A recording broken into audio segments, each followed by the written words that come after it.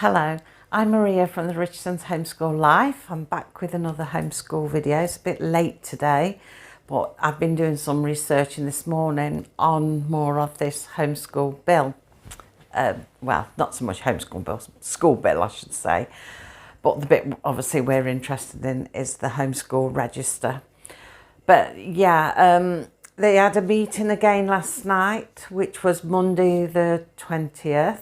I wasn't able to listen into it this time because I was out, and where I was, I couldn't be rude and listen in. So what I've had to do is get all the notes this morning, as much as I can find anyway, just to give you an idea of what's been said, because this time it actually did pertain to what we want to know, the register.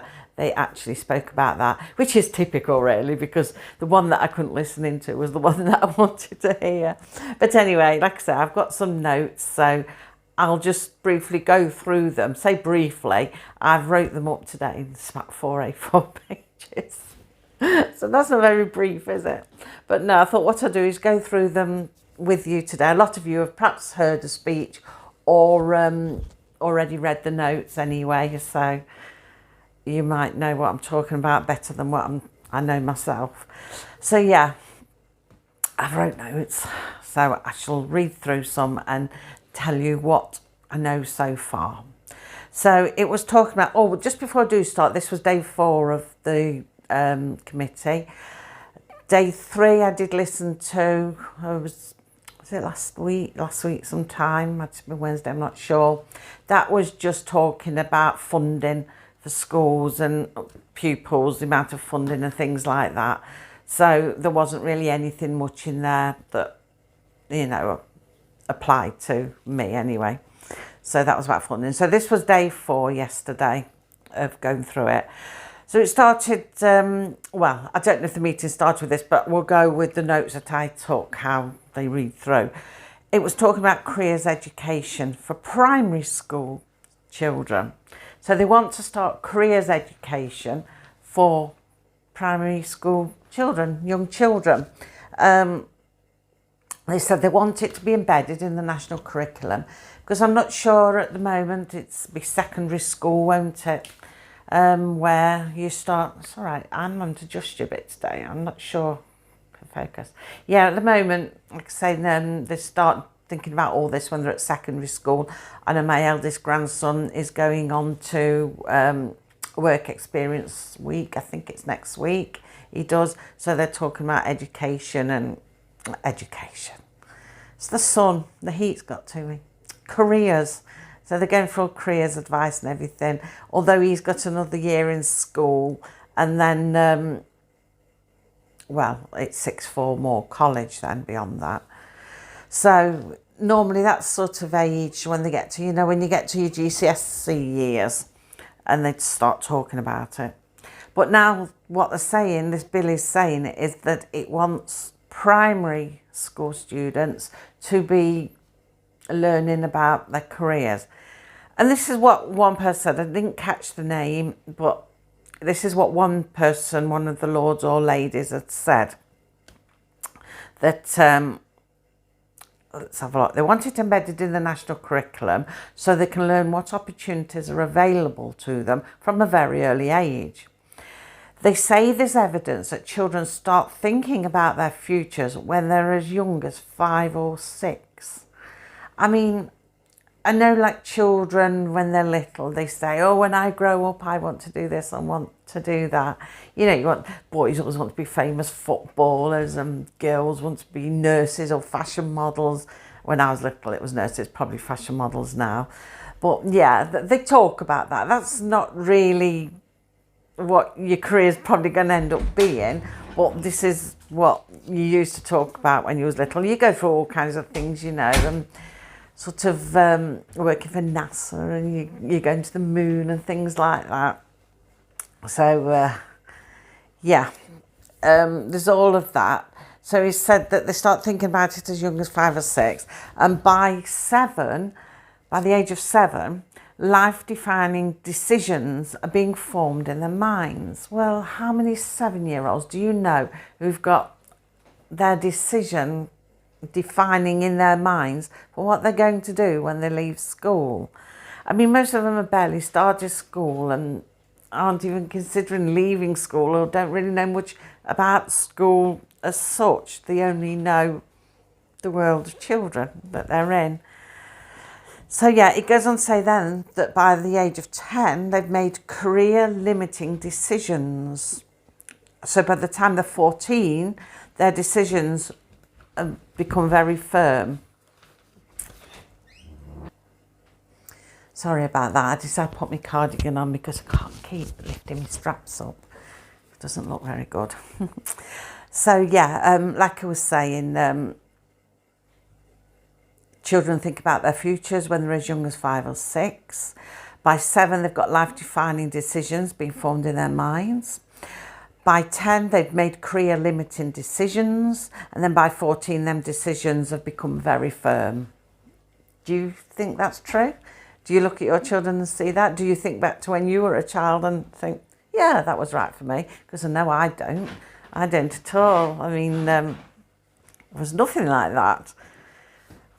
They're stopping children being children, you know. Where's the childhood going? They're not allowed childhoods. They've got to be born as soon as they start school. They've got to start thinking about their career for when they leave school. Where's their childhood? They're being robbed of it. They're being robbed of it. Silly. So I don't agree with that at all. It then went on to talk about children who are less academically gifted being steered toward practical jobs. It talks about disadvantaged children who don't get the encouragement at home to stimulate their interests, giving them the confidence to succeed.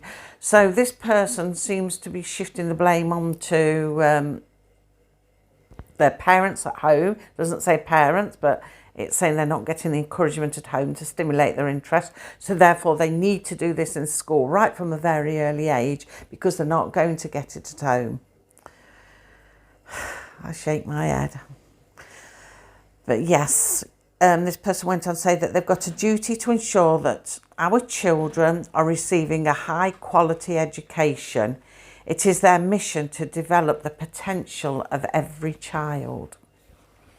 So it is a duty to ensure that our children, he said our children, they're not my child, your child, are not his children that belong to us.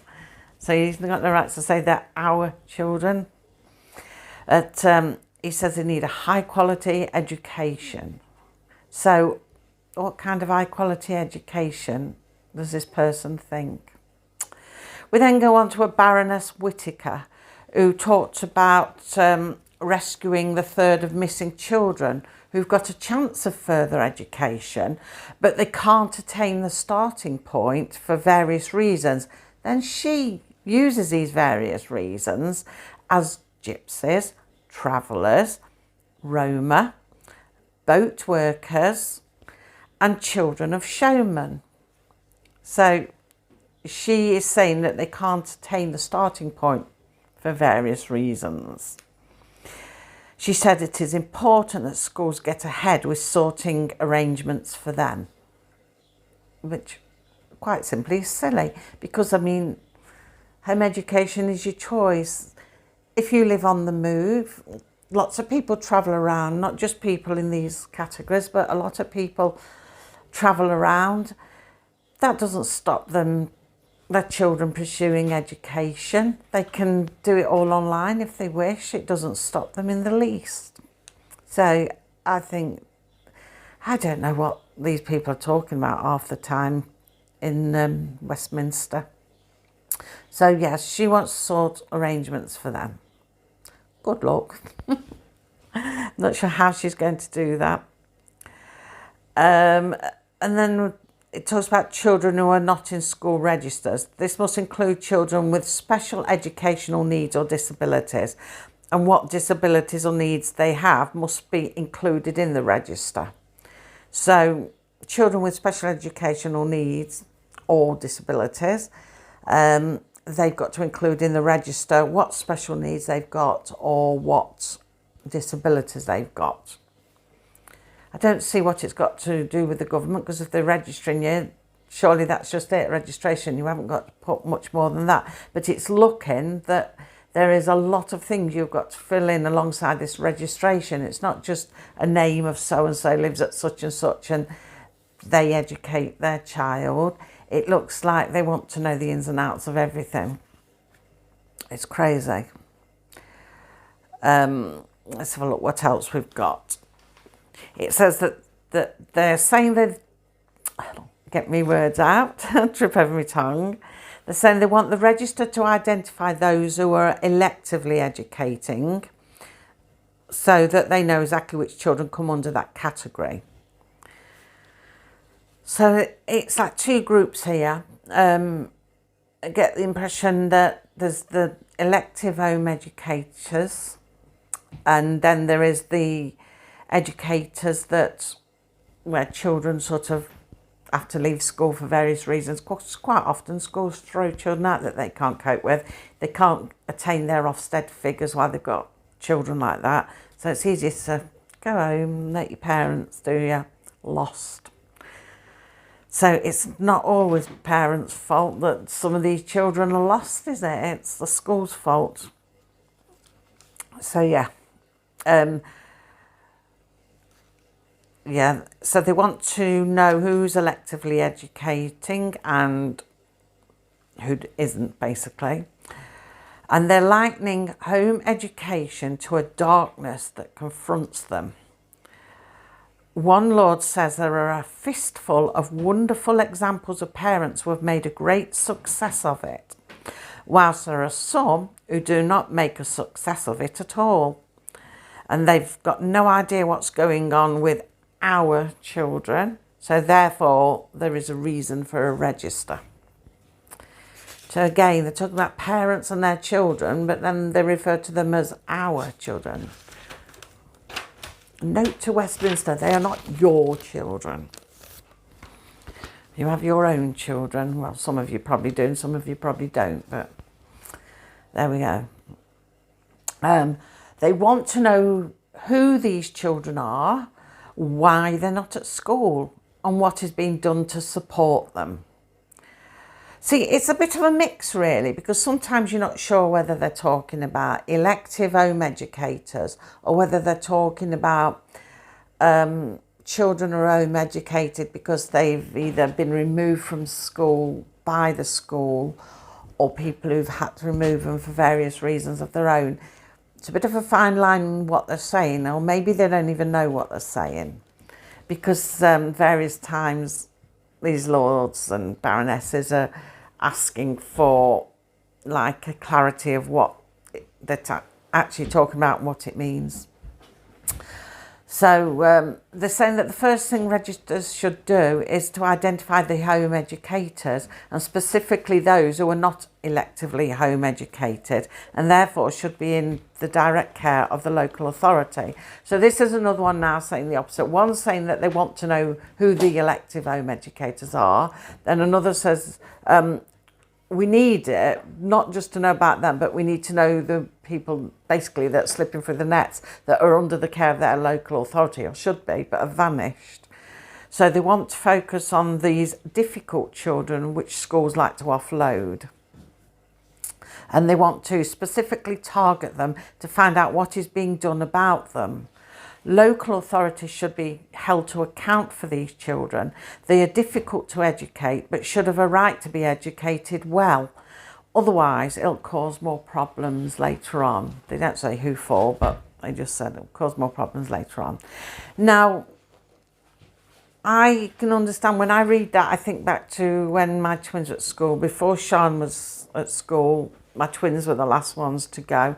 I mean, they're 31 now, but one of my twins had special needs, learning difficulties, and he was very disruptive in class, and he was always being sent home. The headmaster would visit me on a Sunday. If he couldn't be in school on a Monday, he'd come and call by he didn't live in the village. He'd make a special journey to come to see me and say, could you please keep your son home tomorrow, because I'm not there and there's no one that can control him.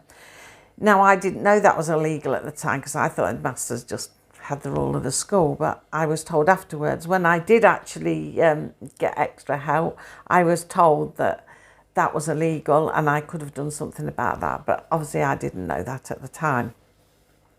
So yeah, they say now that they want to find these children, but the thing is, most of the time the schools have chucked them out. Instead of, they should know where they are. Well, obviously they knew where my son was. He still went to school, but they shipped him off to a school part-time.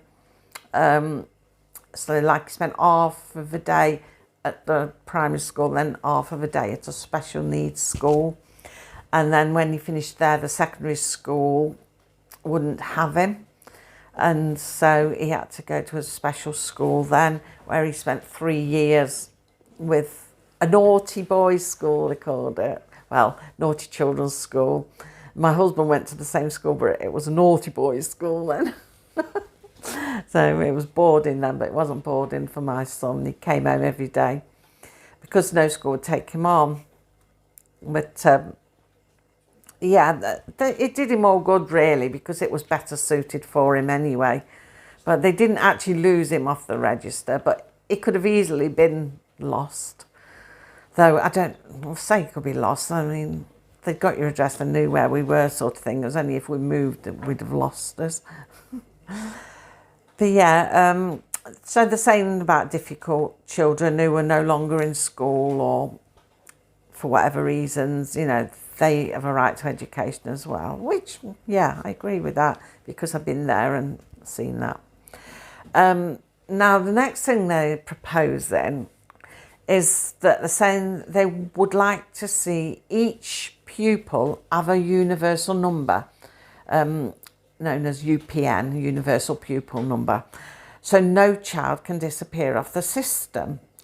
A child with a UPN that disappears off the register should be a cause for immediate concern, alerting someone to go looking for them to see what is happening to them.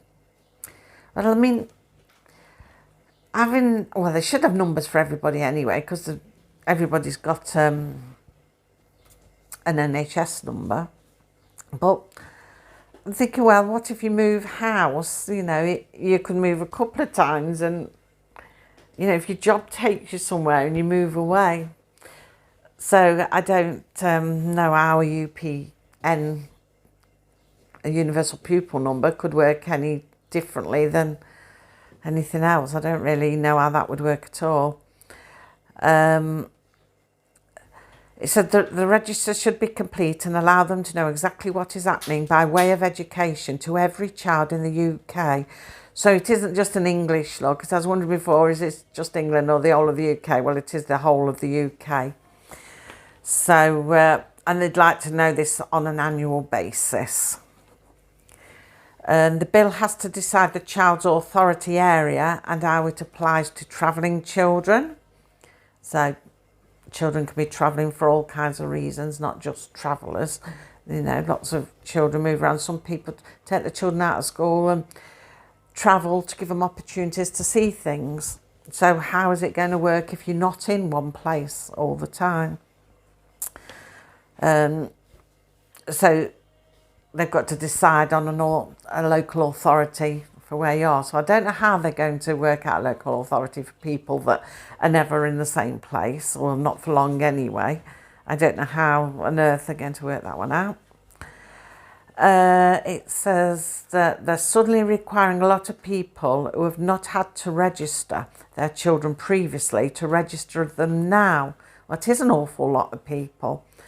Says that they need to supply us parents with information and support and time to get up to speed with what we'll need to do. So it seems like the government are rushing this, and the Lords are saying, whoa, hang on a minute, you've got to inform the parents and get them used to the idea, tell them what they need to know and give them the time to get it sorted. Because it seems like, the bill, once it passes through Royal Assent and that's it, and none of you registered, we'll slap fines on you and that. Sorry if you're wobbling. There's two of us on the table and we seem to be moving a bit. So, that's saying, you've got to have more time and sort this out a bit better. So, where did I get to?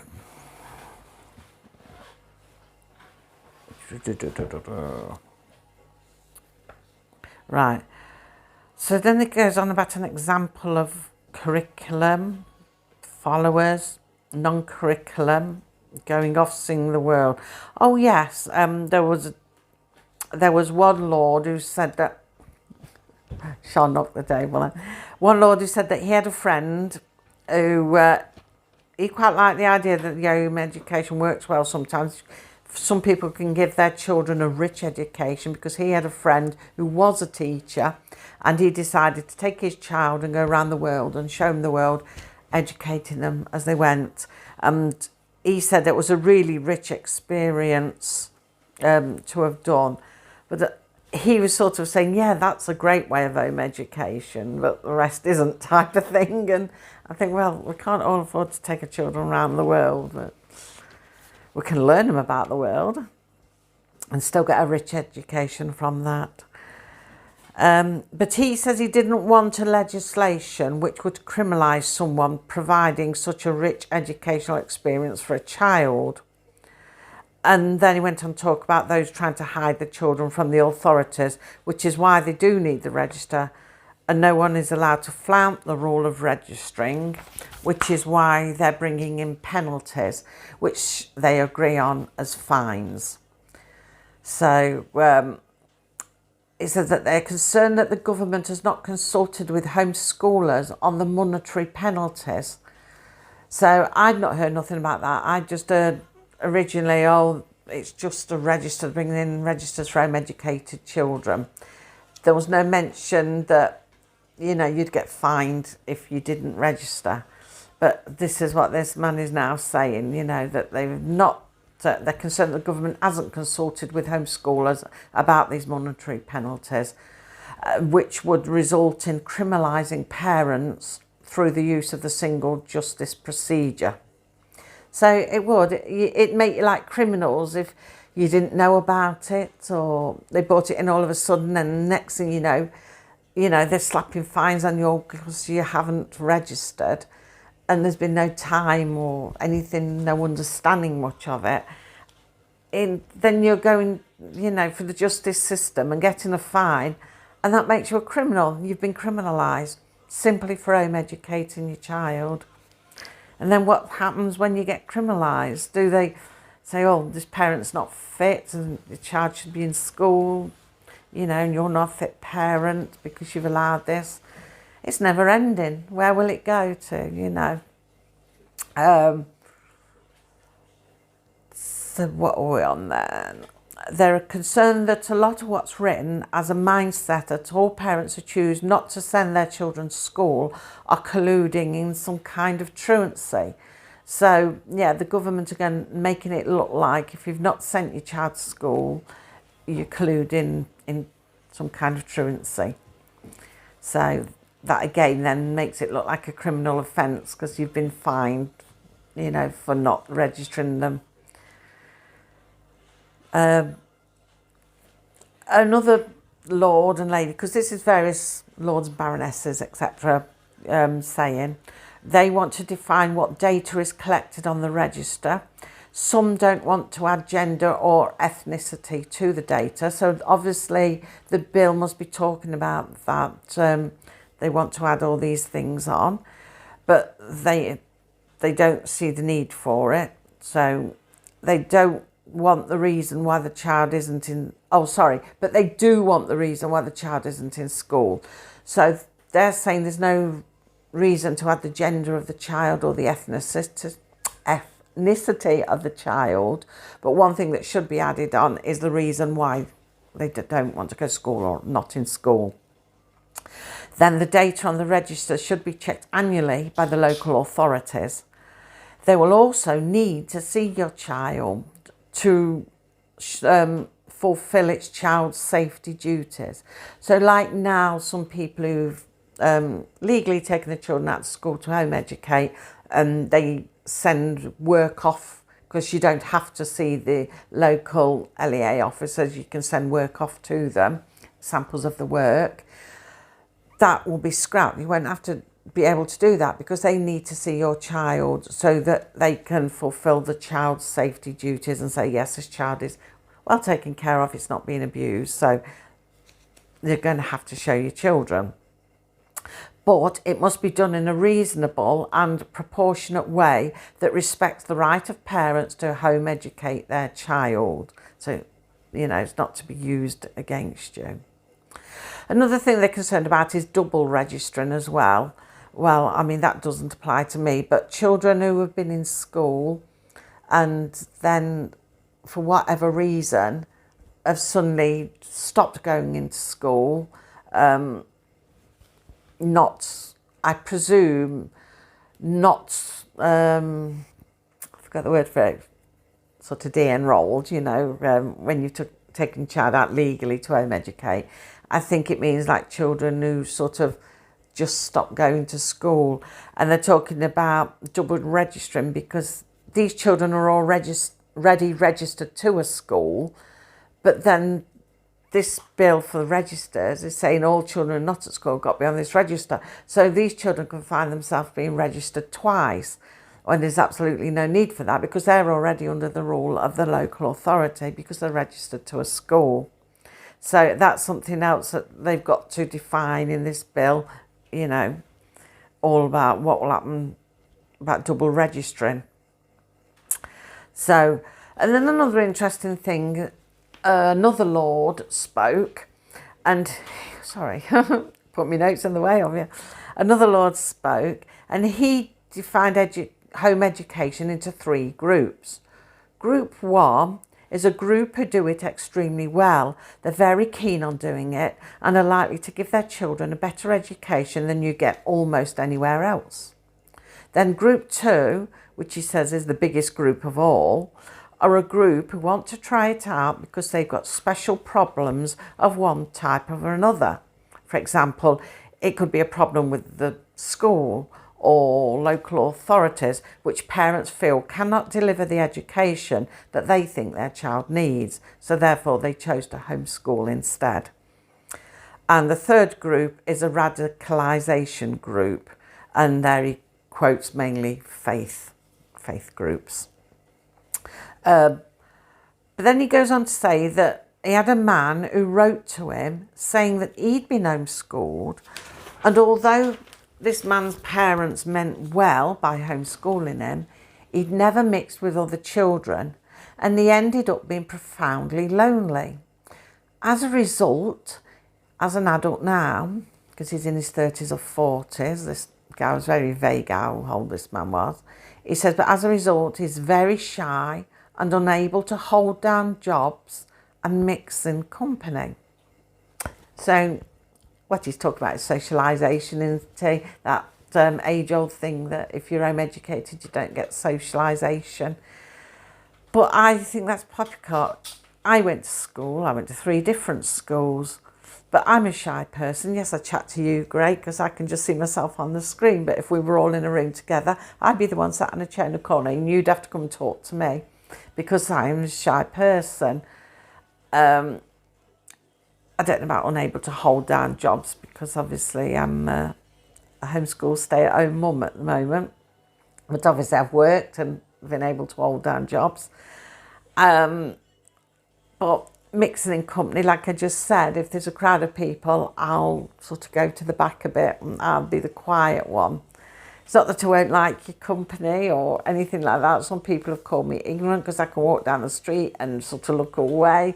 Not because I don't like them, I don't want to talk, but it's because I'm shy. I'm simply shy. I don't know what to start a conversation with. That's why I and ah and go so a lot. But yeah, but this Lord is putting it down to this person writing to him and saying this is what happened to him because he was an homeschooled child. And the same things have sort of happened to me, and I'm not an homeschooled child, so that is absolute rubbish, absolute rubbish. How many people nowadays suffer anxiety, and they've got social anxiety, which is what I've got, like a fear of crowds and a lot of people, and get very anxious with it. Can't go in shops. Some I can, there's others I can't. So you know, and mine's not down to homeschooling, and nor is millions of other people who've got it, or thousands of other people. Well, that's just silly. That is a really silly example. But he goes on to say that home education has to be supportive in a way that children do not miss out on opportunities that may be available to them. Education authorities have to be much better at finding out what level of support the parent and the child needs and providing it, whether it be physics or maths or a way of having your child mix with others and learning how to deal with isolation and loneliness. So this Lord is trying to say that homeschool children do not mix with other children and they're isolated and lonely. Well, unless you live on the moon, that doesn't wash, because there is no way on the planet Earth that you can get away without not mixing with anybody else ever. Even I can't, as much as I try. But no, it's just that age-old excuse again, isn't it, that they always use. One lord asked whose rights participants are trying to protect. Oh, right, it's my writing. Forgot to put a comma in. How bad of me. One lord asked whose rights that protesting parents are trying to protect. Is it their own rights or the rights of the children? The rights of the child should always triumph. The parent who insists that the local authority is abusing its powers by wanting to know all about your child's education and how it's progressing, is missing the point about the welfare of their child. So it's saying, really, you've got no rights to be protesting about this registration bill because we're doing it for, the welfare of your child. So therefore, by protesting, you're going against the welfare of your child. That's basically what he's saying, isn't it? So, yes. Let's have a look. They do need to be supportive of the children and parents to make sure that the child is getting a good education and is properly able to develop. And another way that they want to help is that if you've got 3 or 4 home educated children sitting exams, it becomes an expensive business. Whereas it might be good to bring them into a system where they were able to sit exams under a local authority procedure or whatever. The costs for those families who are not so well off would not be such a major factor then, because the local authorities would be helping.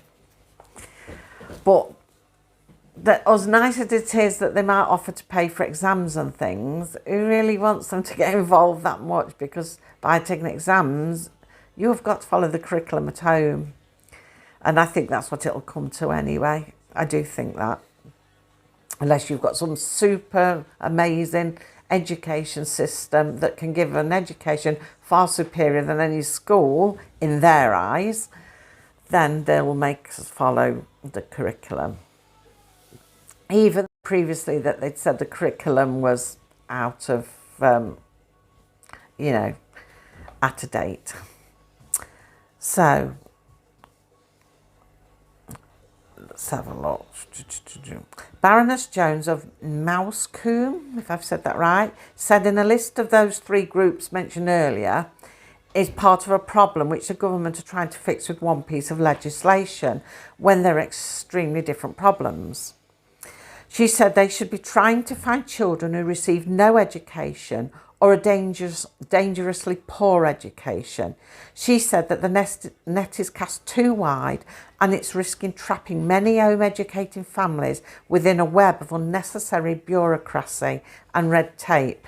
Bureaucracy, say the word right, and red tape. She said her grandchildren were home-educated and it has served them very well. So that's quite nice, somebody champion it.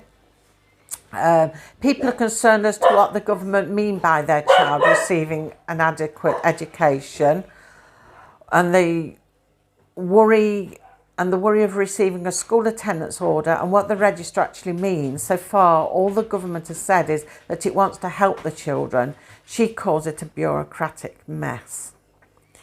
She says, is it right that schools are becoming academies, freeing them from the bureaucracy of local authority control, but homeschooling families are having their freedom constrained by bringing them under local authority control? And I thought that was a very good point, that schools are becoming academies, so they're becoming free of the control of the local authorities, whereas homeschooling families are now having that freedom taken away and they're being put under control of the local authorities. That's a swing around, isn't it? They also wanted to know where the money was coming from for registering, investigating and prosecuting home educating families. Lord Story praised homeschoolers. He said, for all the reasons the government has stated for a register, they've never been able to bring under control these issues before. So what makes them think that having a register now is going to solve those issues? It's very true. And he said that home educators do an excellent job. And he went on to talk about annual weekend camps where they've got specialists who come in and talk about different subjects and talk to the children. He said it's fantastic. So he was really happy with that. So that was all I'd got on that. There might have been more because obviously I didn't hear it. But yeah. That's gone on rather long. That was the gist of it anyway. I don't know when the next one is about it, but hopefully now next Tuesday when I come back we're going to do something on home education. What Charles? Where have we got Charles from? Calling you Charles. She's looking at me going, I've got a new child. Sean. What Sean's doing next week, we'll come back to that again because we've gone a bit off track with all of this school bill. But I just think it's nice just to keep everybody up to date what's happening and chat about it and get your feedback on it, see what you think. And, you know, although last week some of my comments were deleted, I didn't get my comments. They seem deleted. I don't know if it was an issue to do with what I'm talking about or whether it was just an issue in general with YouTube. So, yeah. That's that. So yeah, if you can, you know, if I can get messages down below, comments, then by all means comment, let me know what you think. I might have missed things and some of you might have picked them up. You can tell me about them. But I shall be keeping an eye on it, what's happening and, you know, see how it's going. But I'm not going to keep talking about it unless something really big comes out of it, then I'll mention it. But next week we'll go back to homeschooling and I'm going to talk about what Sean's doing. We're coming near the end of summer term now, so we'll talk about what she's been up to and what project she's doing. We're doing a project at the moment, so I'll tell you all about that next week. So until then, all of you stay safe, take care, and I'll see you next Tuesday. Bye.